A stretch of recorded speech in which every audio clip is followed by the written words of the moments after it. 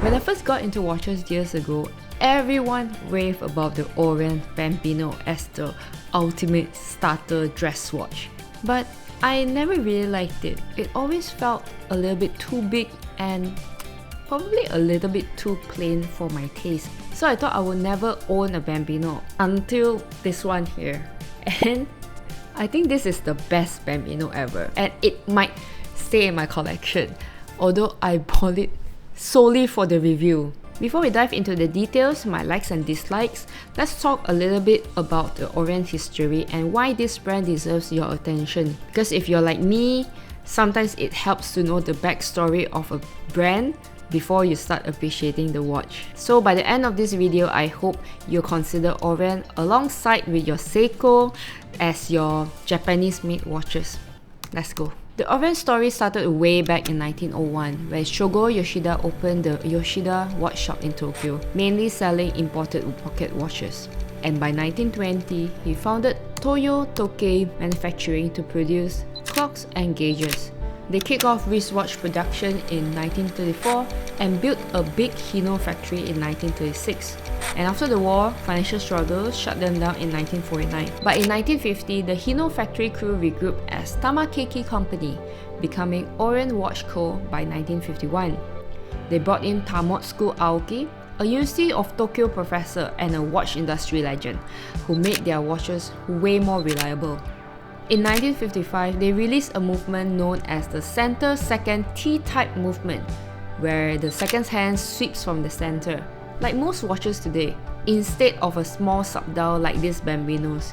That movement was a big step up in terms of style and quality. Orient started exporting globally, and in 2009, Seiko Epson acquired them.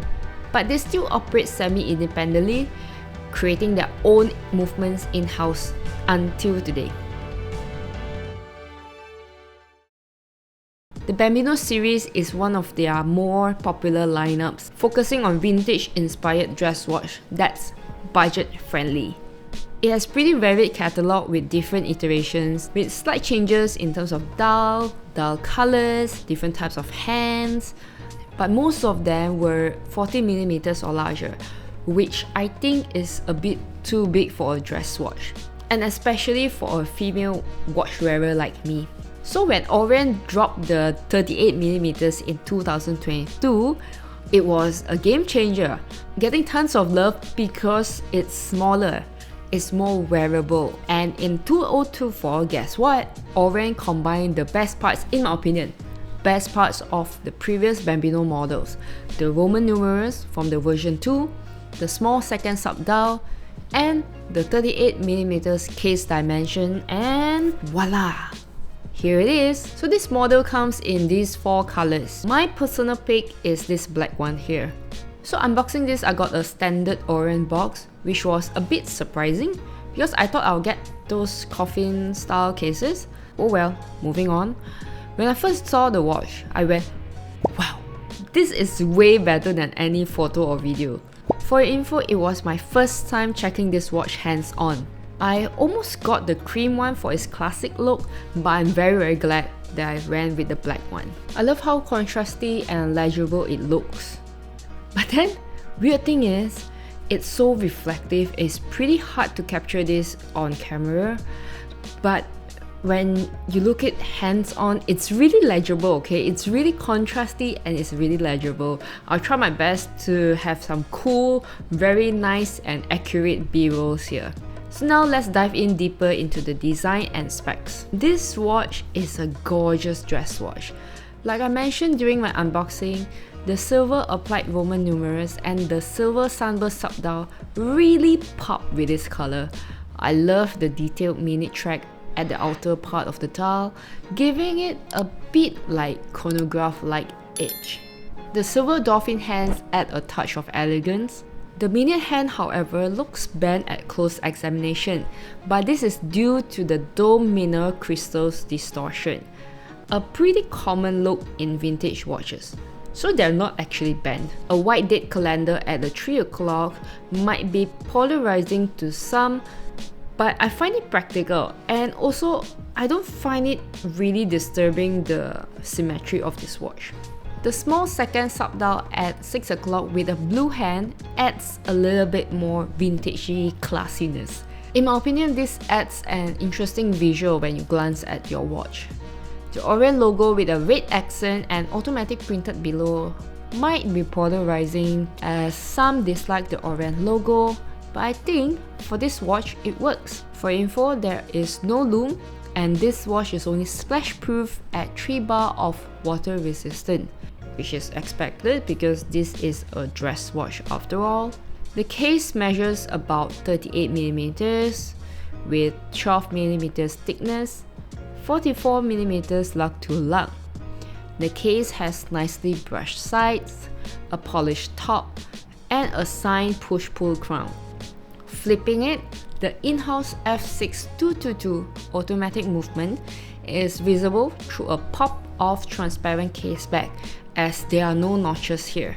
You can see the gold balance wheel with an Orient branded rotor with some finishing. Quite a nice touch.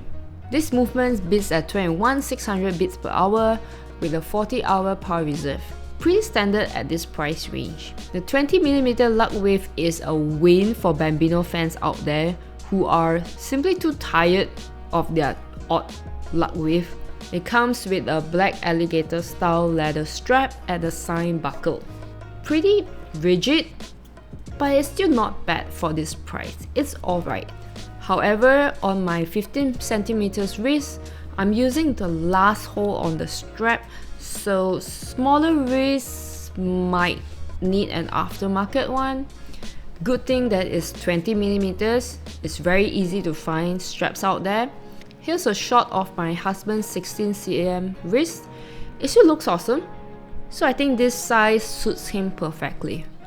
So for those of you who jump straight here using the chapters below, I'm gonna summarize quickly what I like and what I dislike about this watch, so I don't waste your time. Let's go. Here's what I like about this watch. At around $200 to $300, and you can get a Japanese in-house movement other than Seiko, it's a pretty good deal. Number 2, the transparent case bag is always a treat for new collectors. Even now, I don't think I'm exactly a newbie in watches, but I'm always mesmerized with movements. So it's very good that they have this transparent for you to see. Number 3, there are few colors to choose from, but I'm really liking the black one.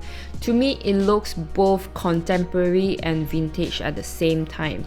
Number 4, the 38mm size.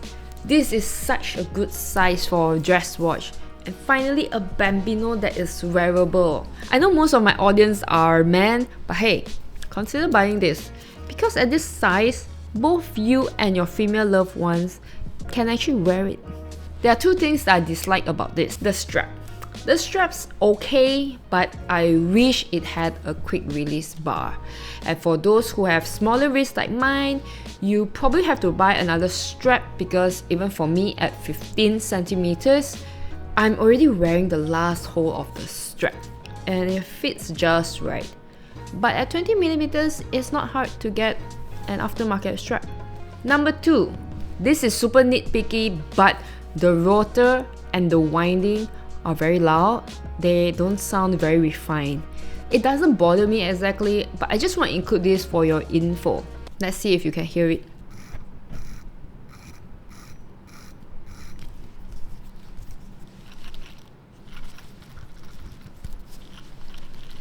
Yeah, this is really nitpicky, but still, at this price range, $200 to $300, I think it's fine. And the movement looks a little bit better than your old Seiko 7S26.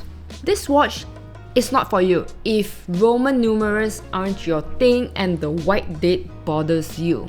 But this watch is suitable for those who want a vintage size 38mm with an in-house Japanese movement from a solid brand under $300.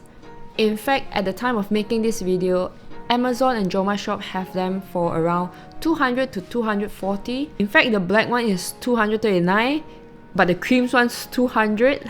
I know why. Because the black one's better. I have these links in the description below. Please check them out. They are affiliate links, meaning if you buy it from the link, it won't cost extra. but it will compensate a little bit and support my channel. So what do you think about this watch? Is this the best Bambino? Drop them in your comments, I'd love to chat more. For those who are new here, my name is Ashley.